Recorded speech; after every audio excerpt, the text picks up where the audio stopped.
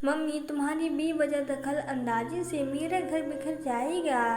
नैना की शादी को अभी 2 महीने ही हुए हैं। उसके मायके परिवार में उसका छोटा भाई जो वकालत की पढ़ाई कर रहा है, और उसकी मम्मी मंगला, उसके डैडी की 5 साल पहले एक दुर्घटना से मौत हो गई थी।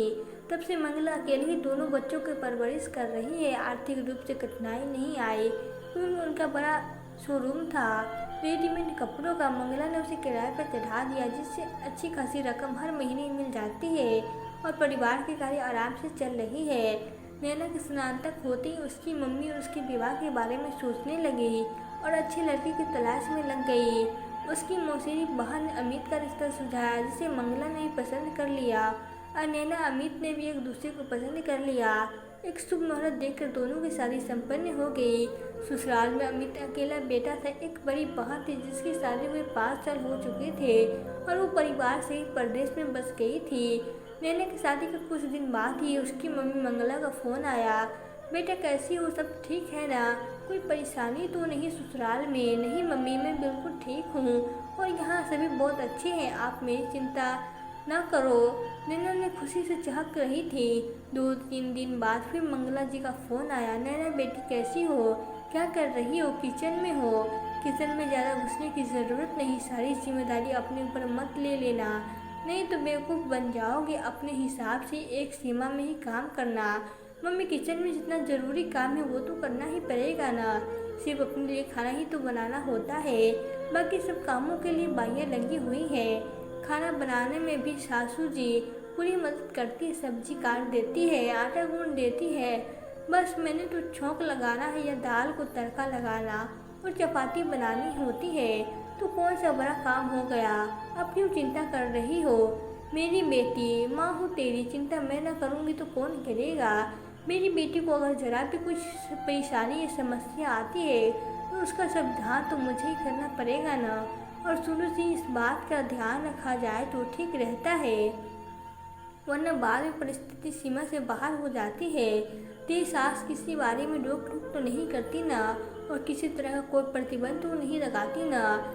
मेरी बेटी को यहाँ आज़ादी से रह रही थी, वहाँ भी तुम्हें वैसे ही रहना है, अपनी अहमियत बनाए रखनी है, और तुम्हारी ननद बीच में कोई हस्तक्षेप तो नहीं करती ना?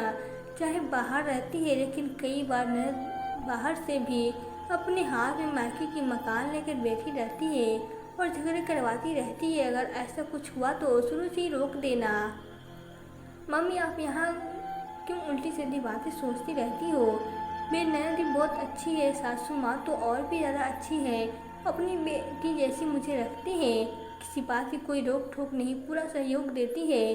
फिर आप बार बार क्यों उनके बारे में गलत सोच कर मुझसे प्रश्न करती रहती हो? एक तरफ से उन सबके प्रति मेरे मन में नकारात्मक विचार पैदा कर रही हैं। अच्छा, तो अब अपनी माँ का फिक्र करना भी तुझे गलत लग रहा है? अभी तो शादी को 6 महीने ही हुए हैं और ससुराल के गीत गा रही है और माँ को समझ रही है। मैं तो तेरे भले के लिए कह रही हूँ, पक्की बनकर रहना, होशियार रहना, इतनी सीधी और आज्ञाकार मत बन जाना कि तेरी अहमियत ही खत्म हो जाए। मुझ पर अब 2 ही जिम्मेदारी है, इसलिए तुझे तेरी फिक्र तो रहेगी ना। मौसम के बदलाव के कारण उस दिन नैना को बुखार आ गया। दवा देकर वो आराम कर रही थी। सासू माँ ने उस दिन खाना बनाया और उसे देकर आराम करने के लिए कहा। तभी मंगला जी का फ़ोन आया। क्या हाल है बेटा? नैना जब बताया कि मौसम के बदलाव के कारण उसे बुखार आ गया तो वो झट बोली, मैं तो पहले ही कहती थी इतना काम मत करना, देख बुखार आ गया ना, अब बिल्कुल रंग से नहीं उतरना, सासू माँ को करने दे सारा काम। मम्मी प्लीज़ बस करो, तुम्हारी दखल अंदाजी मेरा घर बिखर जाएगा। तुम समझती क्यों नहीं? यहाँ बहुत खुश हूँ, सारा परिवार मुझे बहुत प्यार करता है, मायके से भी ज़्यादा, और यहाँ खुश हूँ। फिर आप मुझे उल्टा सलाह क्यों देती है? और आपकी होने वाली बहू की माँ भी ऐसी व्यवहार अपनी बेटी के साथ करके तुम्हारे खिलाफ भड़काती जाए और घर में कलह कलेश पैदा करेगी तो क्या आपको अच्छा लगेगा? कभी सास ससुर ननद के खिलाफ तो कभी पति के खिलाफ मुझसे खोज खबर लेती हो और नकारात्मक सोच रखती हो। आखिर क्यों? आपका यह व्यवहार बेटी के प्रति फिक्र नहीं बल्कि बेटी का घर बिखरने में अहम भूमिका निभाएगा। आप सोच लो, अगर बेटी को अच्छी तरह से बसने देना चाहती हो तो बेकार की दखल अंदाजी बंद कर दो। मैं पूरी तरह परिपक्व और समझदार हूँ, जीवन की अच्छी बुरी बातों को समझती हूँ, सही निर्णय लेने में सक्षम हूँ। मुझ पर विश्वास रखो, मेरे साथ कभी कुछ गलत या बुरा नहीं होगा। सासू माँ ने मुझे दवाई दे दी है और खाना भी यहाँ पलंग पे दे दिया है और मैं आराम कर रही हूँ। जैसे उसने मोबाइल रखा, कमरे में सासू माँ आ गई। शायद उन्होंने उनकी बातें सुन ली थी। उन्होंने नैना को गले से लगा लिया और बोली, बेटा अच्छा हुआ तूने अपनी मम्मी की गलतफहमी दूर कर दी। असल में माँ का बेवजह बेटी के घर में दखल अंदाजी करना ही उसका घर खराब करता है और रिश्तों में दरार पैदा करता है। आजकल के पढ़े लिखे लड़के समझदार है, अपना घर भला बुरा समझते हैं, जीवन किस तरह जीना है यह कला भी उन्हें आती है। बेटे से घर की छोटी छोटी बातें रोज मोबाइल पर पूछना, जीवन जीने का जरूरत पड़ने पर ही कुछ बोलना चाहिए। मुझे गर्व है तुझ पर, तुम्हारी मम्मी समझ गई होगी और अब खुद परेशान होगी और न तुम्हें परेशान करेगी। नैना के मन में अपनी सासू माँ के प्रति अपार प्रेम, श्रद्धा और आदर के भाव भर गए। दोस्तों, कैसे लगी मेरी नई कहानी?